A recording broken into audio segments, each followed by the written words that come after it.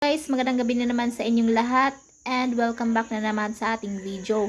So sa video ito po ay may isi-share po akong 5 prohibited formats na bawal po nating i-upload sa ating mga Facebook Reels kung gusto po nating ma-monetize yung ating mga account. So ito yung type na mga video na hindi pwede for monetization. Ibig sabihin, hindi mo po pwedeng pagkakakitaan. Kung minsan nagtataka kayo, palagi kayong nag-upload, marami kayong views pero wala pa rin kayo na-invite or hindi pa rin kayo na-invite sa ads on Reels. Siguro ay dahil yan sa mga 5 prohibited na bawal kay Facebook Reels. So, what is number 1? So, yung number 1 po ay static videos. Ano yung static videos? Ito yung mga pictures po na ginagawa nyo Reels. So, lahat po ng pictures ay bawal po kay Reels. Kahit anong picture po, bawal na bawal po yun sa Facebook Reels. Number 2 ay static image falls. So, ano yung static image falls?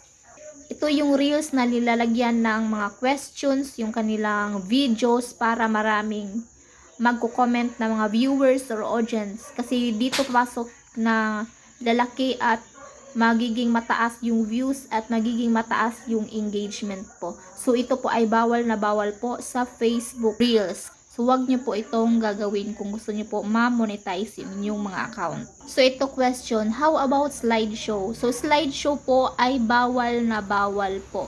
Kasi nga po, bawal po yung pictures sa Facebook Reels.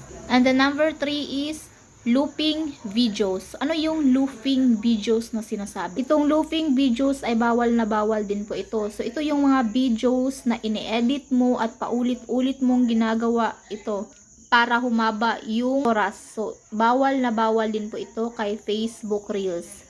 And number 4 ay text montages. So, ano yung text montages? Ito yung videos na naka-steady lang, tapos lalagyan mo ng mga sulat-sulat or mga text. Halimbawa na lang dito yung paglalagay natin ng mga quotes, tapos magpapalit-palit lang yung mga sulat na nasa video, tapos ang image dito ay naka-steady lang.